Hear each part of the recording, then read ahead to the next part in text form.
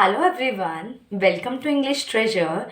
So, today we're gonna talk about the phrases and sentences that we use in our daily life.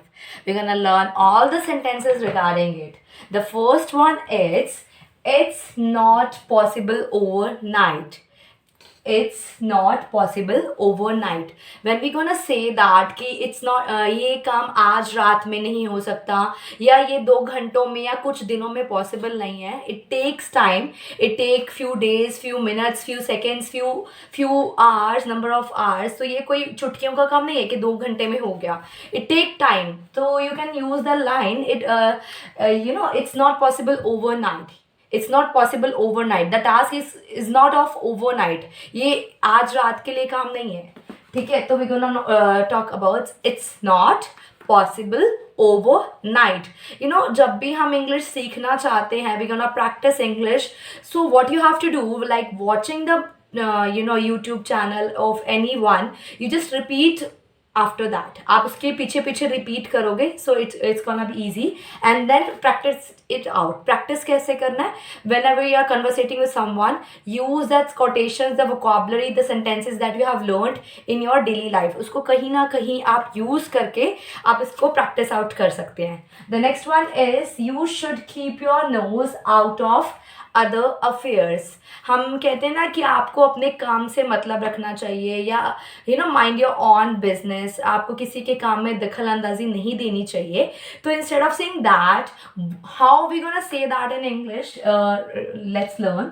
You should keep your nose out of other affair. You should keep your nose out of other affairs.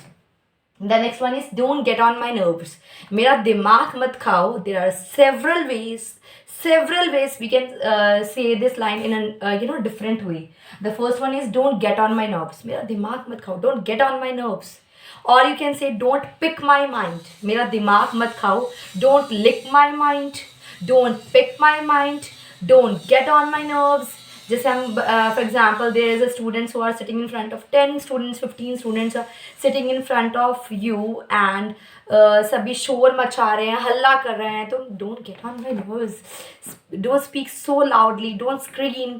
ठीक है, तो we can use their. और अगर आपका कोई आके दिमाग खा रहा हो, ठीक है, इसको कैसे करना है, अभी समझ नहीं आया, ये है, don't get on my nerves. Okay, think how to do it in your way. The next one is it's selling like hot cakes. कोई चीज़ रैपिडली जल्दी ही जल्दी बिक रही हो, सेल हो रही हो, it's selling like hot cakes. ठीक है, ये तो बहुत आसानी से बिक जाएगा. So you're gonna say that it's selling like hot cake. The next one is why are you get after me या फिर why are you after me. जब हम किसी को कहते हैं कि why we get after me, किसी से ऊपर होके कोई काम करना या किसी के ऊपर होके कोई बात को कहना, अपनी पॉइंट ऑफ व्यू को, why we get after me, आप मेरे सामने ऐसी बात कैसे कह सकते हो. Specially it is use by the boss और the supervisor in your company to your subordinate. Why are get after me, why are you after me. Don't speak after me, मेरे सामने मत बोलो. ठीक है. The next one is go easy on him. ठीक है, हमने बोला कि go easy on the poor people, किसी पे दया करना को इंग्लिश में बोलेंगे go easy on him. Mumma please go easy on me. For example I am teaching my kid and he is doing mischief and I just give him a tight slap. तो उसने कहा mummy दया करो, मैं छोटा सा बच्चा हूँ. ठीक है, गो ईजी ऑन मी, दया करना, गो easy on him. So the next one is he spends money lavishly because he is a spendthrift. Spendthrift होता है जब हम कहते हैं बहुत ही ज़्यादा खर्चीला. ठीक है, खर्चीले इंसान को बोलेंगे spendthrift, पैसे ज़्यादा खर्चना, spendthrift. He spends money lavishly, वो बहुत ज़्यादा पैसे उड़ाता है. lavishly means बहुत ज़्यादा लार्ज स्केल में खर्चना. because he is a spendthrift, क्योंकि वो क्या है, बहुत ही ज़्यादा spendthrift है. Next one is don't believe in hearsay. हम कहते हैं सुनी सुनाई बातों पर विश्वास नहीं करना चाहिए. ठीक है, डोंट बिलीव इन, उसको हम इंग्लिश में कैसे बोलेंगे, don't believe in hearsay. Don't believe in hearsay. ठीक है, अगर आपको कोई बात कुछ गलत कह देता है और you are speaking in front of anyone कि उसने ऐसे बोला, तो आपने कहा नहीं यार, किसी की सुनी सुनाई बातों पे विश्वास नहीं करना चाहिए, don't believe in hearsay. The next one is I haven't got even the foggiest idea about it. foggiest idea होता है कि फॉर एग्जाम्पल आपने कहा मुझे तो इसका ज़रा सा भी अंदाज़ा नहीं था कि ये सिचुएशन भी हो सकती है, ऐसा कुछ भी हो सकता है, मीन्स पुअर आइडिया. फॉरगेस मीन्स कहीं धुंधला सा भी मुझे इसका आइडिया नहीं था कि ऐसा कुछ भी हो सकता है. So you gonna say that I haven't got even the foggiest idea about it, otherwise I gonna do it on time. मैं इसको टाइम पे कर लेता, लेकिन मुझे पता ही नहीं था कि सिचुएशन यहाँ तक पहुँच जाएगी. I haven't got even the foggiest idea about it. The next one is बज ऑफ. हमने कहा यहाँ से निकल जाओ, ठीक है, get out from here. Instead of saying get out from here, let's learn something different. Next one is बज of. Get lost. Instead of saying get lost, you can say buzz off. You can say buzz off. The next one is have you gone crazy. Have you gone crazy? क्या तुम पागल हो गए हो? Instead of saying क्या तुम पागल हो गए, have you gone crazy? Are you mad?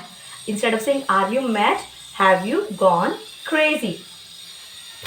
The next one is mind your own business. हम कहते हैं अपने काम से मतलब रखो. You can also say you should keep your nose out of other ways. किसी के काम में दखल अंदाजी नहीं करना. That is that. The next one is mind your on business. अपने काम से मतलब रखो, ठीक है. Mind your on business. जबान संभाल के बात करो. Mind your on tongue. Mind your on head. Mind your on tongue. Mind your on business. अपने काम से ही मतलब रखना. So the next one is land me your year. अगर आपने कहा कि मेरी बात को पहले ध्यान से सुनो, मैं आपको कुछ इंपॉर्टेंट बात बताना चाहती हूँ. So how you gonna say lend me your ear please. I want to tell you something secret. I want to tell you something important. So lend me your year.